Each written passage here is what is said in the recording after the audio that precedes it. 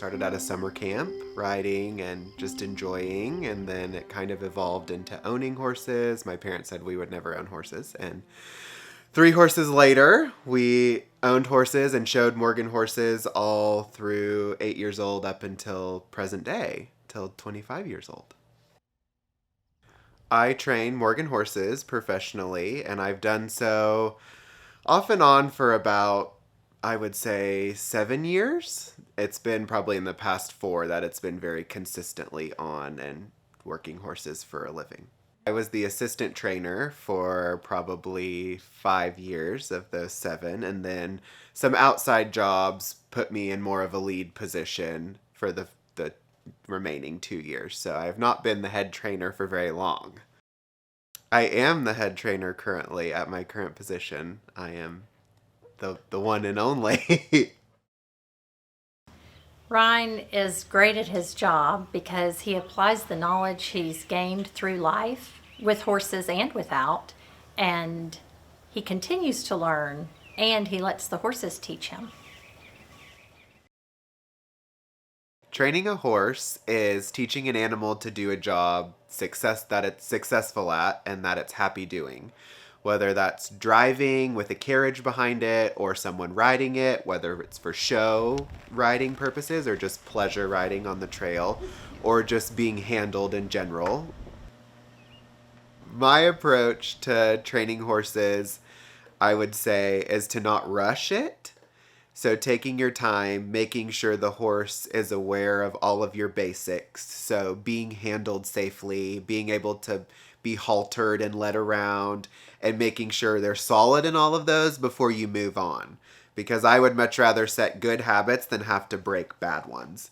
So if you have a horse that's really nervous or really tense around people, you just have to take extra time so that in the future when you go to get on their back, or you go to hook them to a cart, or you go to sell them to somebody, you know that they're safe. As I progress, I really like to see a horse that's happy at the job they're doing. So they will kind of tell you as you work them what they're kind of leaning towards, whether they want to do this or whether they want to do that. And so you kind of focus on that and the good and what they seem most pleasant at, and then push to that goal.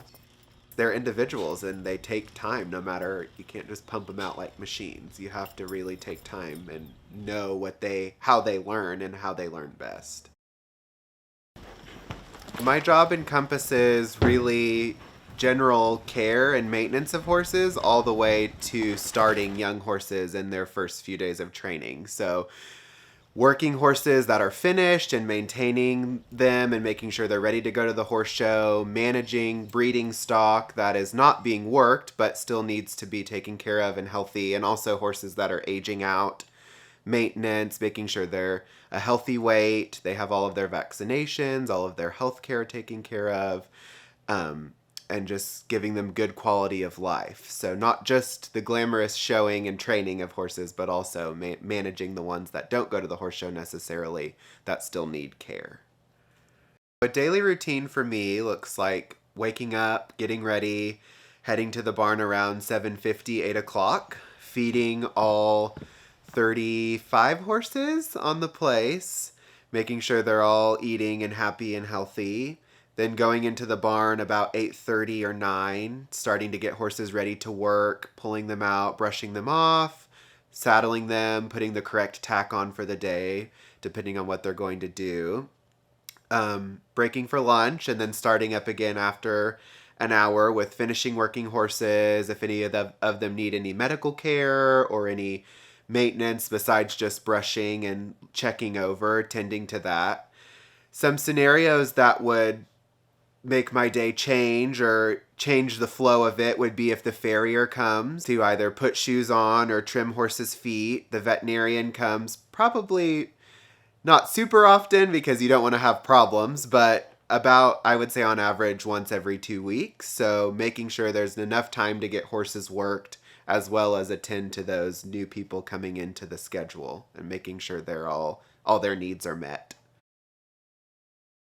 The mental demands are just not getting too much in your own head and taking it one day at a time. You know, a horse could do his job beautifully for a week solid, and then you come in on Monday and he's completely acting like he's never been touched before. So really just making sure you're as patient and as calm with them as you can be, and not letting yourself get worked up, because that will in turn get them worked up and then you won't accomplish anything.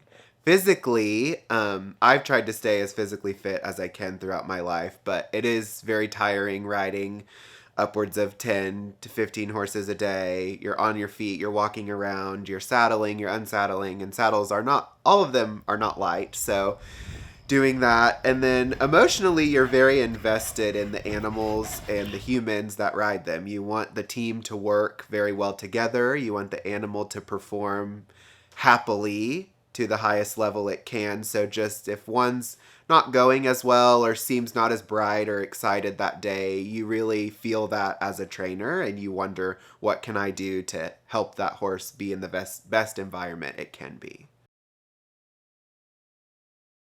I think a key personality trait of a great horse trainer is a love of horses, which Ryne possesses. He adores horses.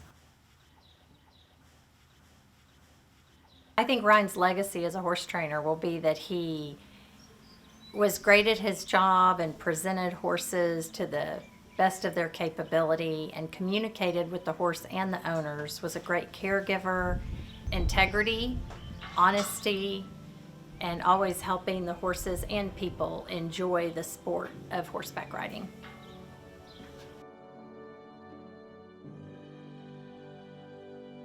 Simply, success in this job for me is making a horse as happy as possible, allowing a horse to be as happy as possible, doing a job that it is suited to do.